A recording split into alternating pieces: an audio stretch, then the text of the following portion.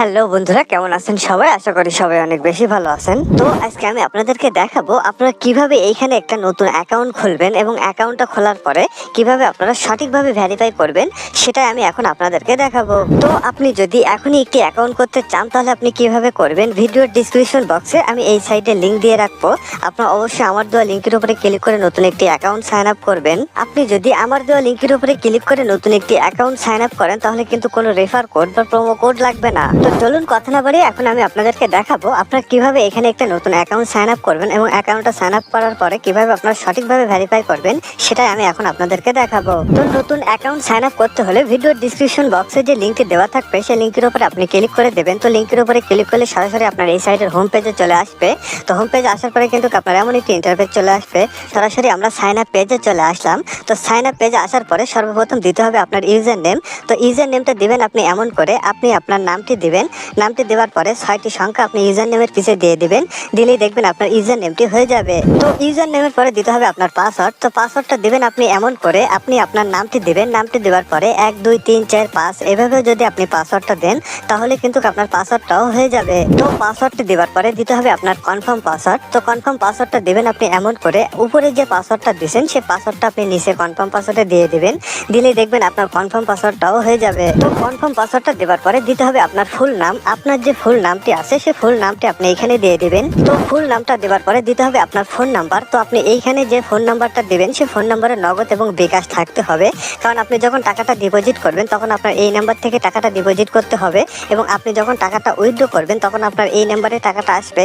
অর্থাৎ আপনি যে নাম্বার থেকে ওদের সাথে লেনদেন করবেন সেই নাম্বারটা আপনি এখানে দিয়ে দিবেন। তো ফোন নাম্বারটা দেওয়ার পরে দিতে হবে আপনার জিমেইল। তো আপনি যে জিমেইলটা ব্যবহার করেন সেই জিমেইলটা আপনি এখানে দিয়ে দিবেন, কারণ আপনার এই জিমেইলটা পরবর্তীতে ভেরিফাই করা লাগবে। সেই কারণে আপনি যে জিমেইলটা ব্যবহার করেন সেই জিমেইলটা আপনি এখানে দিয়ে দিবেন। তো জিমেইলটি দেওয়ার পরে দিতে হবে আপনার ভেরিফিকেশন কোড। তো দেখেন এইখানে যে ভেরিফিকেশন কোডটি আছে সেই ভেরিফিকেশন কোডটি আপনি এইখানে দিয়ে দিবেন। তো ভেরিফিকেশন কোডটি দেওয়ার পরে সবকিছু আপনি দেখে নেবেন ঠিক আছে কিনা। সবকিছু যখন ঠিক থাকবে তখন দেখেন যে নিচে কনফার্ম, এই কনফার্মের উপরে আমি একটি ক্লিক করে দিলাম। তো কনফার্মে ক্লিক করলে আপনার এমন একটি ইন্টারফেস চলে আসবে। তো এখানে দেখেন হোম পেজ এবং ডিপোজিট নাও। তো যেহেতু আমরা একটা নতুন অ্যাকাউন্ট খুলছি সেই ক্ষেত্রে যে এখানে যে হোম পেজে আমি একটি ক্লিক করে দিলাম। তো হোম পেজে ক্লিক করার পরে সরাসরি আমরা এই সাইডের হোম পেজে চলে আসলাম। তো আমার কিন্তু একটা অ্যাকাউন্ট সাইন আপ করা কমপ্লিট। তো যেহেতু এটা নতুন একটা অ্যাকাউন্ট খুলছি সেই অ্যাকাউন্টে এখন ভেরিফাই করতে হবে।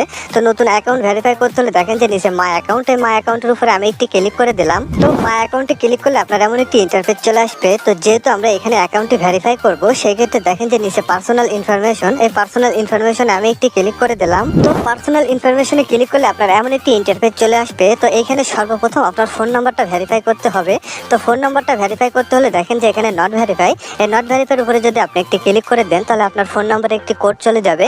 সেই কোডটি এনে আপনি এখানে কনফার্ম করে দিলে আপনার ফোন নাম্বারটা ভেরিফাই হয়ে যাবে। তো ফোন নাম্বারটা ভেরিফাই করার পরে আপনার জিমেইলটাও ভেরিফাই করতে হবে। তো জিমেইলটা ভেরিফাই করতে হলে দেখেন যে এখানে নট ভেরিফাই, এই নট ভেরিফাইয়ের উপরে যদি আপনি একটি ক্লিক করে দেন তাহলে আপনার জিমেইলে একটি কোড চলে যাবে।